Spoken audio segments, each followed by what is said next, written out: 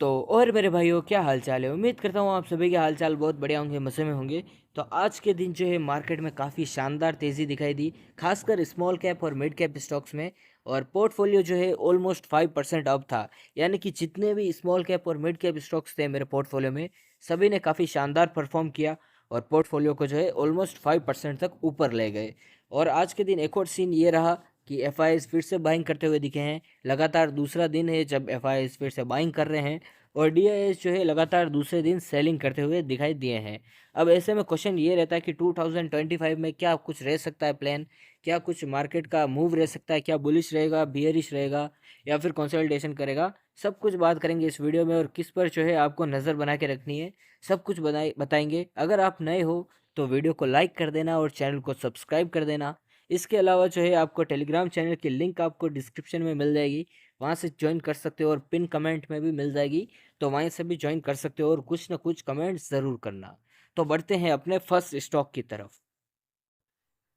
तो अपनी लिस्ट में पहला स्टॉक आता है, वो है CDSL। इसका बिजनेस सभी को मालूम होगा, ऑलमोस्ट 80% का मार्केट शेयर लेकर बैठा है इस टाइम डिपॉजिटरी सर्विस में।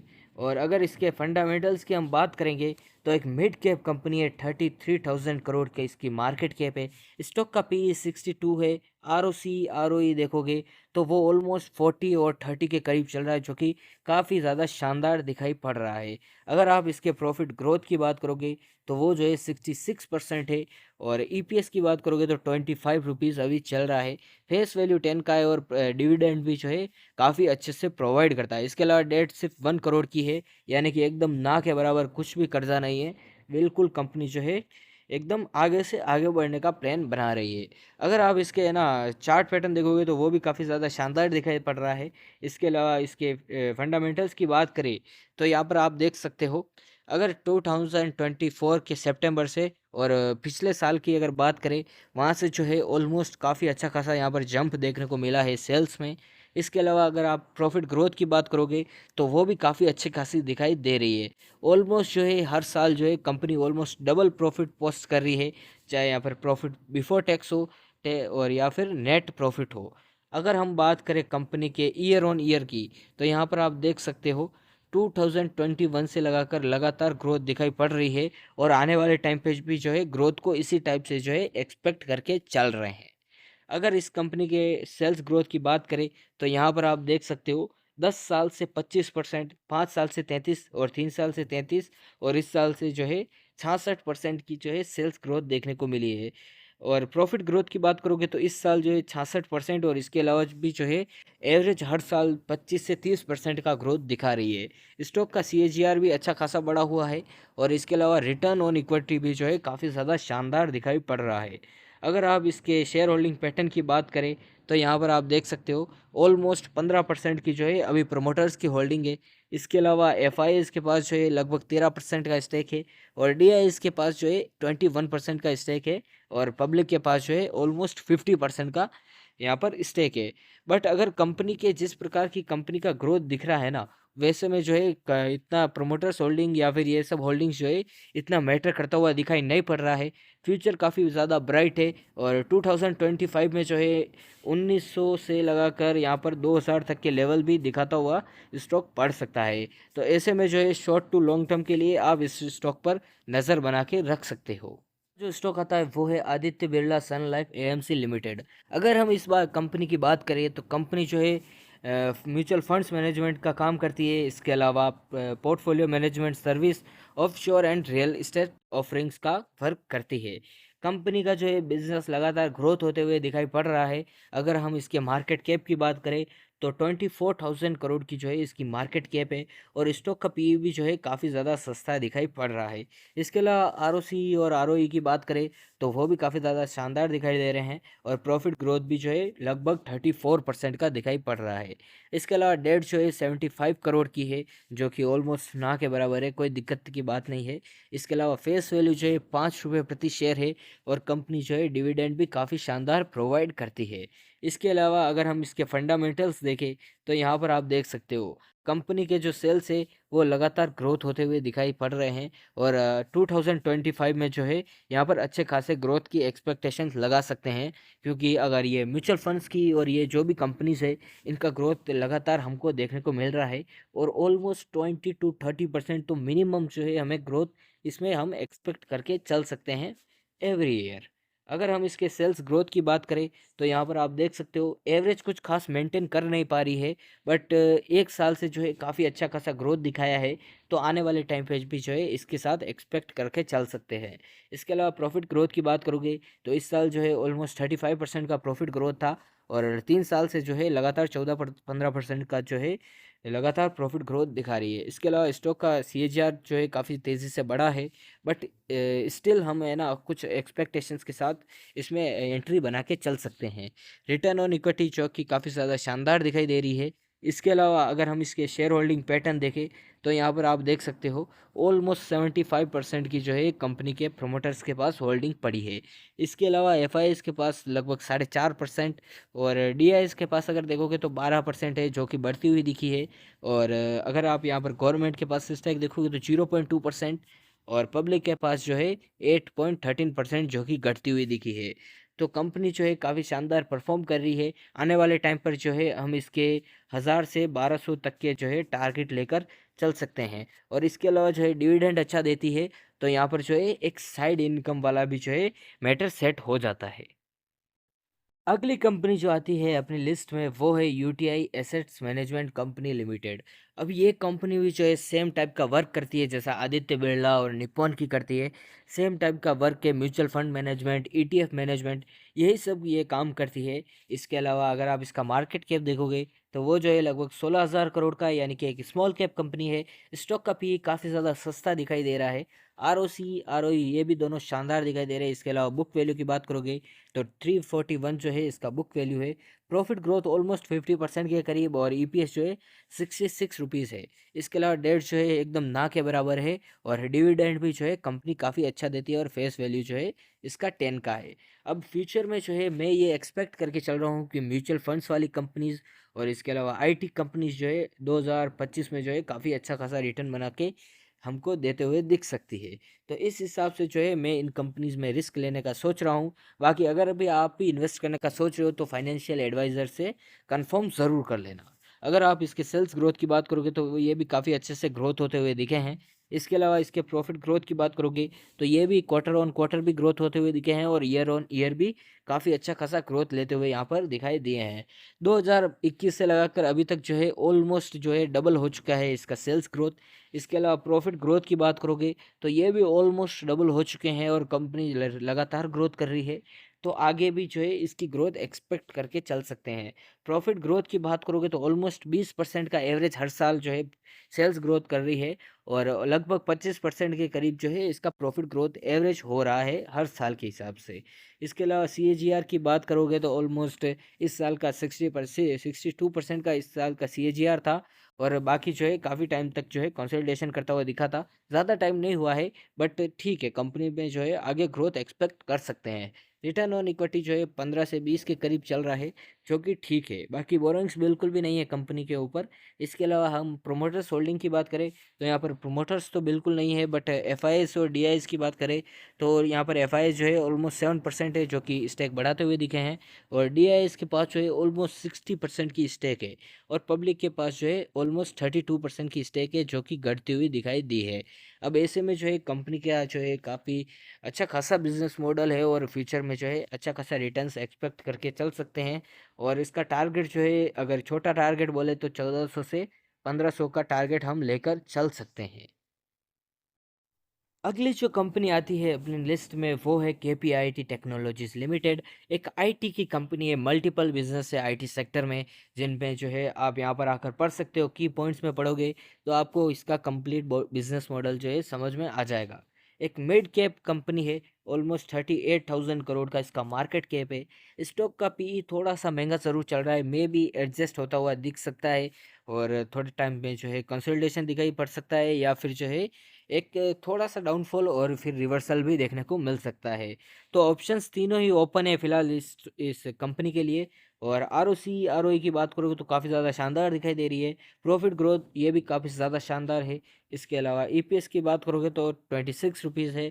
फेस वैल्यू जो है 10 रुपये प्रति शेयर है और डेट जो है एकदम ना के बराबर है।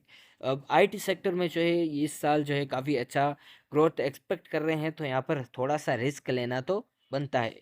अगर यहाँ पर इसके सेल्स ग्रोथ की बात करोगे तो यहाँ पर अच्छा खासा लगातार ग्रोथ देखने को मिल रहा है। अगर आप दिसंबर 2023 की बात करोगे तो यहाँ से लगाकर यहाँ तक आप इसकी ग्रोथ एकदम विजिबल पड़ती है। ऑलमोस्ट 30 to 40% की इसकी सेल्स ग्रोथ दिखाई दे रही है।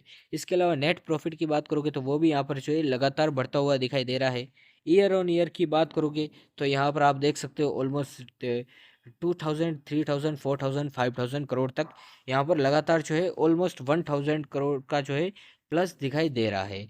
इसके अलावा इसके नेट प्रॉफिट की बात करोगे तो यहाँ पर आप देख सकते हो 147 276 387 599 731 का जो है एक्सपेक्टेशन लगा के चल रहे हैं। अगर इसके सेल्स ग्रोथ की बात करोगे तो एवरेज 30% का ग्रोथ है एवरी ईयर। और प्रॉफिट ग्रोथ की बात करोगे तो 35% से जो है इसका हर साल प्रॉफिट ग्रोथ हो रहा है। इसके अलावा स्टॉक का सीएचआर जो है इतना खास ग्रो हुए होते हुए दिखा नहीं है, क्योंकि कुछ आईटी कंपनीज ने जो है पहले काफ़ी तगड़ा सा रिटर्न दिया, उसके बाद जो है कंसोलिडेशन फेज में जाते हुए दिखी थी। अब इसमें जो है ये भी कंपनी का नाम शामिल है। पिछले एक साल से जो है स्टॉक ऑलमोस्ट 5% नेगेटिव है। इसके अलावा रिटर्न ऑन इक्विटी की बात करोगे तो ये भी काफ़ी ज़्यादा शानदार दिखाई दे रही है। बोरिंग्स कुछ खास नहीं है इसके। अगर शेयर होल्डिंग पैटर्न की हम बात करें तो यहाँ पर आप देख सकते हो प्रमोटर्स के पास ऑलमोस्ट 39% की होल्डिंग है। इसके अलावा एफ जो है ऑलमोस्ट 2% स्टेक बेचते हुए दिखे हैं। और डी की बात करें तो ऑलमोस्ट 1%, और पिछले 2-3 क्वार्टर में काफ़ी अच्छी खासी बाइंग करते हुए यहाँ पर आपको देखने को मिलेंगे। पब्लिक ने जो है यहाँ पर थोड़ा बहुत सेल किया है और थोड़ा बहुत रख के बैठे हैं। इसके अलावा अदर्स के पास जो है ऑलमोस्ट 0.97% का स्टेक है। और इसके अगर शुरुआती टारगेट्स की बात करें तो 1500 से 1700 के टारगेट ये कंपनी दिखाते हुए मिल सकती है शॉर्ट टर्म में। शॉर्ट टर्म तो क्या कहेंगे, अभी अगर कंपनी अच्छी है तो आप लॉन्ग टर्म के लिए रख सकते हो, क्योंकि कंपनी का ग्रोथ में जो है ना आपको रिटर्न मिलेगा, वो शॉर्ट टर्म में कभी नहीं मिल सकता। अगली कंपनी जो आती है अपनी लिस्ट में वो है PNG jewellers limited. Jewellery sector की जो है काफ़ी ज़्यादा डिमांड बढ़ती हुई दिखाई पड़ रही है। अब ऐसे में जो है हल्का सा प्राइस ड्रॉप हुआ, जिसके कारण शेयर्स में भी जो है काफ़ी अच्छी खासी गिरावट देखने को मिली। और इसके बाद जो है एक अच्छा खासा रिवर्सल एक्सपेक्ट कर सकते हैं। स्टॉक जो है ऑलमोस्ट 666 पर जो है ट्रेड कर रहा है। और रिसेंटली नवरात्रि के 9 डेज में जो है इन्होंने नए 9 स्टोर्स जो है इन्होंने ओपन किए थे, जिसका फ़ायदा जो है इनको अपकमिंग क्वार्टर्स में देखने को मिल सकता है। और वेडिंग सीजन्स भी चल रहे हैं, तो आपको पता है कि दिसंबर, जनवरी और नवंबर, यहाँ पर आप देख सकते हो ये तीनों महीने जो है वेडिंग के लिए काफ़ी ज़्यादा भरे हुए रहेंगे, जिसके कारण जो है ज्वेलरी सेक्टर को फ़ायदा यहाँ पर देखने को मिल सकता है। मार्केट कैप की बात करोगे तो ऑलमोस्ट 9000 करोड़ की ये कंपनी है। एक्सपेक्ट काफ़ी अच्छा खासा रिटर्न एक्सपेक्ट करके चल सकते हैं, जिस हिसाब से ये कंपनी ग्रो कर रही है। पीई थोड़ा सा ज़्यादा ज़रूर है, पर सेक्टर पीई से तो है अभी कम ही दिख रहा है। करंट प्राइस तो आपको 666 दिखेगा। इसके अलावा आरओसी आरओई जो कि काफ़ी ज़्यादा शानदार दिखाई पड़ रहा है। प्रॉफिट ग्रोथ ऑलमोस्ट 179% है, बट इसको कंसिस्टेंटली कितना ग्रो कर पाती है वो देखने वाली बात होगी। डेट की बात करोगे तो 233 करोड़ का डेट है, जो कि कुछ ज़्यादा नहीं है, मैनेजेबल है। इसके अलावा फेस वैल्यू जो है ऑलमोस्ट 10 का है। तो यहाँ पर डिविडेंड तो फिलहाल कुछ खास देता हुआ दिखाई नहीं दे रहा है, बट फेस वैल्यू 10 का है, तो फ्यूचर में एक्सपेक्ट कर सकते हैं। इसके अलावा अगर हम इसके प्रॉफिट और सेल्स की बात करें तो इस बार क्या रहा है कि इस क्वार्टर में ऐसा रहा है कि जितने भी ज्वेलरी सेक्टर के स्टॉक्स थे उनका सेल्स तो बढ़ा था, बट प्रॉफिट जो है घटते हुए दिखा है। यहाँ पर आप देख सकते हो 1600 से बढ़कर जो है 2000 करोड़ इसका सेल्स बढ़ा था। और अगर आप इसके नेट प्रॉफिट की बात करोगे तो 35 करोड़ से गिरकर 32 करोड़ आया है। अब ऐसे में जो है वेडिंग सीजन्स और ये जितने भी सीजनल त्यौहार आते हैं, जिनका फ़ायदा यहाँ पर देखने को मिल सकता है अगले क्वार्टर में। और इसके अलावा अगर आप ईयर ऑन ईयर देखोगे तो यहाँ पर देख सकते हो कोविड के बाद एक डिप थी, उसके बाद 1800 के बाद 2400, फिर 4000, फिर 6000। और ऐसे ही जो है आने वाले टाइम पे भी जो है ग्रोथ एक्सपेक्ट करके चल रहे हैं, क्योंकि गोल्ड का प्राइस जो है लगभग यहाँ से 80,000 के टारगेट दिखाते हुए दिखाई पड़ सकता है। अगर हम कंपनी के सेल्स की बात करें एवरेज, तो यहाँ पर आप देख सकते हो कंपनी के सेल जो है ऑलमोस्ट 30% हर साल ग्रो कर रहे हैं। इसके अलावा प्रॉफिट ग्रोथ जो है काफ़ी ज़्यादा दिखाई पड़ रही है, बट इतनी एक्सपेक्ट नहीं करेंगे। अगर हम एक्सपेक्ट करें कि कंपनी जो है 20 से 30% का प्रॉफिट ग्रोथ दिखा देती है, वो भी इनफ होगा। और रिटर्न ऑन इक्विटी की बात करें तो यहाँ पर देख सकते हो अच्छी खासी दिखाई पड़ रही है। अगर एवरेज की बात करें रिटर्न ऑन इक्विटी की, तो वो ऑलमोस्ट 25% की है। अगर हम इसके शेयर होल्डिंग पैटर्न की बात करें तो यहाँ पर देख सकते हो न्यू लिस्टेड कंपनी है, 83% प्रमोटर से, 3.80% एफ और 5% जो है डी से, और पब्लिक के पास जो है 7% का स्टेक है। बाकी इसके जो है 1,68,000 इसके शेयर होल्डर है। और कंपनी जो है शॉर्ट टू मिड टर्म में जो है 700 और 800 के टारगेट दिखाती पड़ सकती है। तो नज़र बना के रखना, और लॉन्ग टर्म के लिए भी आप इसमें इन्वेस्टमेंट कर सकते हो। इसके अलावा आखिरी कंपनी की बात करें जो कि अपनी लिस्ट में रहने वाली है, वो है Motilal Oswal financial service limited. Same type का वर्क के एसेट्स मैनेजमेंट का काम करती है, म्यूचुअल फंड मैनेज करती है। इसके अलावा इसके ईटीएफ भी है, और काफ़ी ज़्यादा बिजनेस डाइवर्सिफाइड है इसका, ठीक है। मार्केट कैप जो है ऑलमोस्ट 54 करोड़ का है, जो कि काफ़ी बड़ा है। एक लार्ज कैप की तरफ जो है यह अग्रसर होता हुआ दिखाई पड़ रहा है। स्टॉक का पी 16 का है, जो कि काफ़ी शानदार है। आरओई 20 और 32 का है। एक मिड कैप कंपनी के लिए ये काफ़ी अच्छा है। इसके अलावा बुक वैल्यू थोड़ा सा कम है, बट चलता है। एक ग्रोथ बिजनेस के बीच में जो है बुक वैल्यू कम दिखाई पड़ता है। अब प्रॉफिट ग्रोथ की बात की जाए तो 134% का है। अब मार्केट जो है बुल रन पे था, तो इसका फ़ायदा जो है इनको यहाँ पर मिला। इसके अलावा डेट थोड़ा ज़्यादा ज़रूर है, बट वही है, यहाँ पर फंड मैनेजमेंट और काफ़ी सारे डाइवर्सिफाइड बिजनेस है, जिसकी वजह वजह से जो है इसका डेट ज़्यादा दिखाई पड़ता है। इसके अलावा स्प्लिट हो चुका है स्टॉक, तो यहाँ पर जो है फेस वैल्यू 1 का है, और डिविडेंड भी जो है कंपनी अच्छा खासा देते हुए दिखाई पड़ती है। अगर हम इसके एक मेन चीज़ की अगर हम बात करें ना, डेट भले ज़्यादा हो, बट मेन चीज़ यहाँ पर दिखती है। अगर हम इसके प्रॉफिट ग्रोथ की बात करें, सेल्स ग्रोथ की बात करें, तो वो लगातार यहाँ पर बढ़ता हुआ यहाँ पर दिखाई दे देगा। प्रॉफिट ग्रोथ की अगर आप बात करोगे तो यहाँ पर देख सकते हो 165, 528, 532, 661, 725, ऑलमोस्ट हर क्वार्टर में जो है अच्छा खासा ग्रोथ लेते हुए दिखाई दे रही है यहाँ पर कंपनी। इसके अलावा यहाँ पर अगर आप देखते हो राउंड फिगर में, तो सेल्स ग्रोथ देखो ऑलमोस्ट 30 to 35% एवरेज है इसका हर साल। और प्रॉफिट ग्रोथ की बात करोगे तो ऑलमोस्ट 40 to 50% चल रहा है। यानी कि कंपनी जो है 100 से 150 जाने में सिर्फ 1 साल लगाती है। इतना फास्ट ग्रोथ दिखाई पड़ रहा है।